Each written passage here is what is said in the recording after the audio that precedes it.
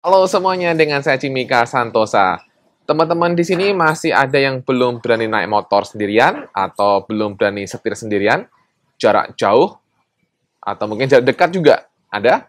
Nah, jika teman-teman masih punya masalah seperti ini dan juga teman-teman punya masalah gangguan kecemasan atau anxiety disorder dan juga masalah lambung, tidak selalu, tapi mungkin juga kamu juga ada masalah masalah lambung juga, maka teman-teman perlu saksikan video ini untuk teman-teman bisa mengatasi masalah teman-teman dan bisa untuk kembali naik mobil atau kemudian setir mobil ataupun naik motor kemanapun dengan lebih bebas lagi.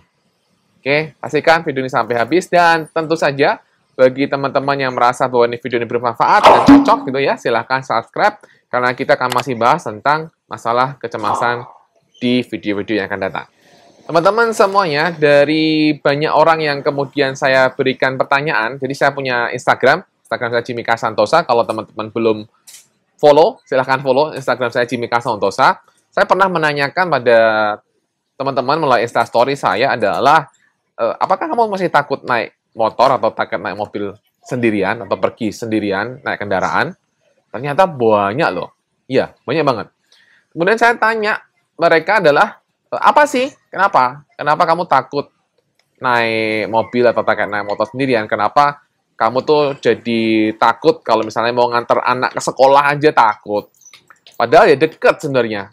Selama ini nggak pernah bisa nganter, ya kan? Kalau kamu ibu-ibu pasti kamu jadinya, aduh jadi sedih karena saya merasa nggak punya kemampuan untuk mengantar anak saya.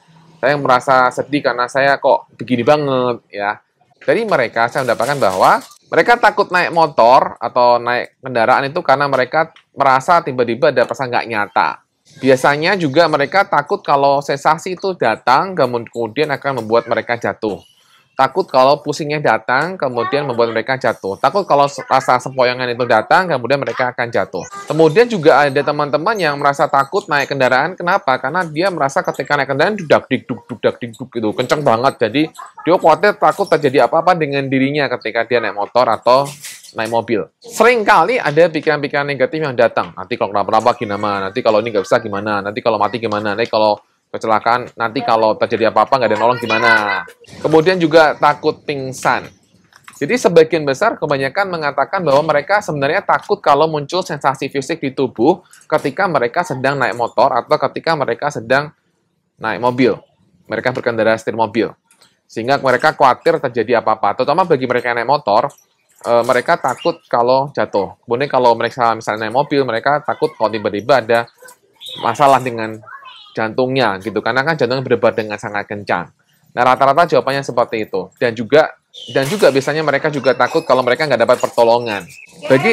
Bagi teman-teman yang mengalami masalah seperti ini, akhirnya mereka jadi tergantung pada pasangan. Mereka bergantung sama pasangan, dalam artian mereka hanya jarak dekat, hanya berapa sekian ratus meter, mereka sudah minta bantuan pasangan untuk menemani. Jadi kan ini jadi kayak merepotkan begitu. Nah, ini yang menjadi suatu masalah tersendiri bagi mereka yang mengalami masalah ini. Nah, sekarang bagaimana solusi untuk mengatasi masalah-masalah seperti ini? Apa yang bisa teman-teman lakukan untuk mengatasi masalah ini? Teman-teman perlu tahu sebenarnya apa yang teman-teman alami. Kenapa jantung berdebar, kenapa sensasi itu muncul, kemudian apa yang terjadi pada pikiran teman-teman. Jadi teman-teman harus memahami mekanisme kenapa cemas itu terjadi. Untuk teman-teman bisa bebas dari masalah ini, maka teman-teman perlu tahu dulu kenapa cemas terjadi. Bagaimana cara kerja cemas itu terjadi dan mempengaruhi fisik. Dan simptom-simptom apa aja yang banyak terjadi ketika kamu mengalami gangguan cemas dan juga masalah lambung. Nah, ini ada banyak dibahas di buku Babak Cemas. Teman-teman bisa miliki segera buku ini, karena buku ini akan membantu teman-teman untuk paham.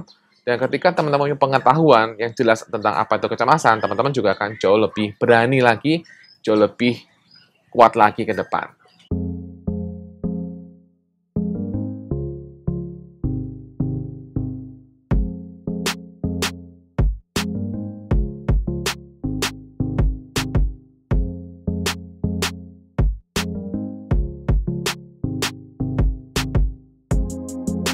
Kemudian yang bisa teman-teman lakukan adalah kalau teman-teman sudah pernah ada kejadian ya, kejadian di masa lalu ketika teman-teman misalnya lagi naik motor kemudian panik tiba-tiba, atau ketika naik motor kemudian tiba-tiba lemes. Nah, itu kan kejadian traumatik ya. Kejadian traumatik yang kesimpan di bawah sadar. Jadi ketika ada kejadian traumatik itu, mungkin teman-teman akan susah untuk memakai logika bahwa saya baik-baik saja. Karena ini sangat kuat traumanya, atau memori itu sangat kuat, emosinya sangat kuat, membuat teman-teman tidak berani untuk melangkah walaupun ya tahu itu baik-baik saja, itu sebenarnya aman-aman saja, tapi saya masih nggak bisa. Nah, ini maka teman-teman perlu lakukan untuk membereskan traumanya. Nah, membereskan trauma itu juga ada di buku Bye-Bye Cemas. Jadi bahas juga cara membereskan trauma yang bisa kamu lakukan untuk membantu kamu meringankan, bahkan mengatasi trauma kamu untuk segera beres.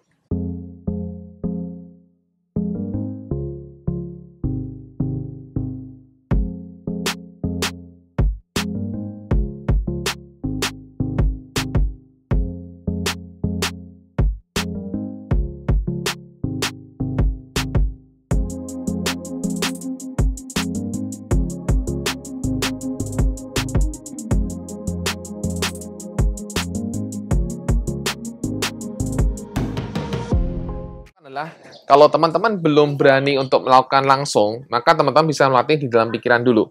Jadi teman-teman sering melatih membayangkan dalam pikiran bahwa saya sudah bisa ke sana sendirian. Saya sudah bisa naik motor ataupun naik kendaraan, menjemput anak saya atau melakukan aktivitas apapun sendirian. Jadi teman-teman latih di dalam pikiran, di dalam mentalnya dulu. Sobat, latih terus, latih terus. Di awal mungkin akan masih agak ngeri ya, itu wajar. Tapi terus latih aja dalam pikiran bahwa teman-teman bisa melakukan itu sampai tempat tujuan dan kemudian balik lagi dengan enak, dengan aman. Nah, begitu teman-teman melatih ini dalam pikiran, maka teman-teman juga akan bisa mendapatkan kemajuan. Karena apa? Ada penelitian di mana ada sekelompok orang yang diajar main piano, ya, ada main piano, mereka benar latihan, gitu kan. Ada juga satu sekelompok orang lain yang tidak diajari latihan fisik piano, tapi mereka hanya memainkan dalam pikiran mereka, mereka ketik ini dan mereka begini, benar-benar dilatih dalam pikiran mereka. Dan kemudian ada kelompok kontrol. Nah, kelompok kontrol tidak melakukan apapun.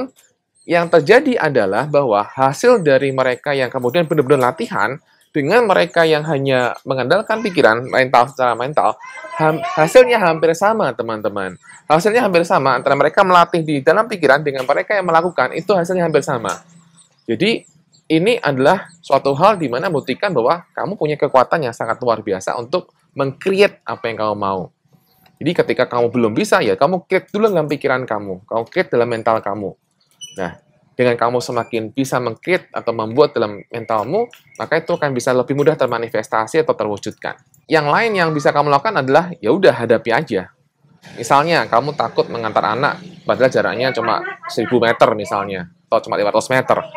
Jaraknya cuma 1 kilo misalnya, kamu takut. Nah, jadi kamu latihan dulu 200 meter. Oke, besoknya 300 meter. Besoknya lagi 500 meter. Udah. Nah, begitu kamu terus mencoba 100, 500, 100, 200, 300, 400, 500, 600, 700, 800, ya udah, lama-lama jadi goal. Ya. Itu bukan suatu hal yang mudah memang, itu perlu suatu di mana teman-teman perlu melatih itu perlu effort ya, teman-teman. Dan untuk teman-teman bisa punya rasa berani lebih besar, maka teman-teman ingat aja goal-nya apa. Goal saya adalah saya mau benar-benar bebas karena saya mau lebih apa. Nah, itu diingat-ingat aja. Ketika teman-teman ingat goal-nya, maka teman-teman akan punya motivasi untuk melangkah dan melangkah dan melangkah. Nah, itu yang perlu teman-teman lakukan. Seringkali orang jadi tidak berani karena apa yang ada dalam pikirannya. Jadi mereka terbawa atau terhanyut dengan film di dalam pikiran mereka. Secara realita itu nggak ada bahaya. Realita kenyataan sebenarnya yang kamu lihat, itu nggak ada bahaya. Tapi kita masuk dalam pikiran kita sendiri, kita membuat imajinasi yang ngeri-ngeri sendiri, dan itu kita bermain dengan diri kita di dalam pikiran, dan akhirnya ketika kita masuk ke dalam pikiran kita sendiri, akhirnya itu semua yang kita pikirkan rasanya terlihat nyata sekali. Nah, itu menghalangi orang-orang untuk kemudian move on. Sehingga teman-teman perlu untuk belajar untuk menyadari, oke, ini adalah apa yang bermain dalam pikiranku, maka aku akan tetap maju aja. Nah, itu yang perlu teman-teman latih ya, melatih bahwa saya itu aman. Karena realita di luar tuh semuanya aman sebenarnya.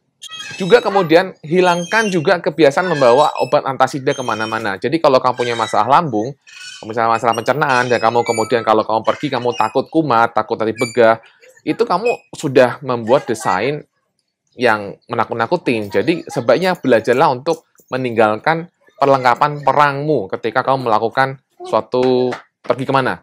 Jadi perlengkapan perangmu itu seperti antasida, kemudian seperti misalnya plosa, atau kemudian seperti misalnya yang balsem ataupun yang lain, itu kamu belajar untuk tinggalkan perlahan. Mungkin kamu akan merasa, ya nggak bisa, nanti kalau kumat gimana? Nah, itu kan biasanya yang terjadi. Jadi, ingat, kita harus fokus pada yang kita mau. Ya, harus fokus pada apa yang kita inginkan. Kamu maunya kumat? Enggak kan? Jadi kalau kamu nggak maunya kumat, ya udah, langsung lakukan aja. Yakin aja bahwa semuanya baik-baik saja sampai tempat tujuan. Tidak perlu mencari rasa aman pada plosa, atau pada antasida, atau pada apapun itu. Ya, belajar percaya aja. Ya, coba dikit-dikit belajarnya. Coba dikit-dikit belajarnya untuk tidak bergantung pada perlengkapan perangmu itu. Belajar percaya bahwa lambung kamu baik-baik saja. Belajar percaya bahwa semuanya akan baik-baik saja. Dan itu memang perlu dilatih.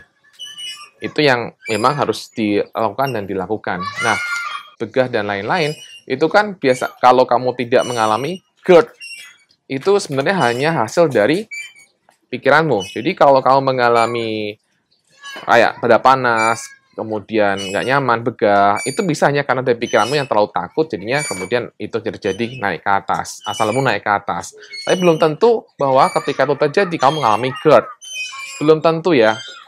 Banyak klien saya yang mereka mengeluhkan semacam GERD gitu kan, tapi ketika pikiran diberesin juga beres. Gitu. Jadi, bisa saja kamu itu hanya murni karena pikiranmu. Nah, jadi silakan dilatih dan coba, dan silakan dites aja apa yang saya katakan ini. Apa yang saya katakan tidak perlu kamu percaya sepenuhnya, kamu perlu buktikan saja. Kamu buktikan saja apa yang saya katakan ini benar nggak. Kalau itu kamu nggak benar, ya udah, nggak usah diturutin apa yang saya bilang. Ya, oke. Kamu perlu analisa apa yang saya katakan. Kalau kamu itu benar, lakukan, dan terbukti hasilnya, ya jalani aja. Ya. Kita perlu untuk belajar untuk tidak mudah percaya dengan apa kata orang, termasuk sekali lagi kata-kata saya. Ya, silahkan evaluasi, dan silahkan kalau itu ternyata benar, ya silahkan ikuti. Ya, demikian dari saya. Semoga apa yang saya bahas di sini bisa bermanfaat bagi teman-teman, dan jangan lupa juga ikuti Instagram saya Jimmy K. Santosa untuk teman-teman bisa mendapatkan pengembangan diri yang lain, dan juga tentang cara-cara bebas atau pulih dari gangguan kecemasan, dan juga bagaimana cara untuk teknik manifesting, atau bagaimana cara kita mewujudkan apa yang kita inginkan. Itu juga saya bahas banyak di YouTube. Demikian teman-teman, semoga semuanya semakin baik. Salam bye-bye cemas.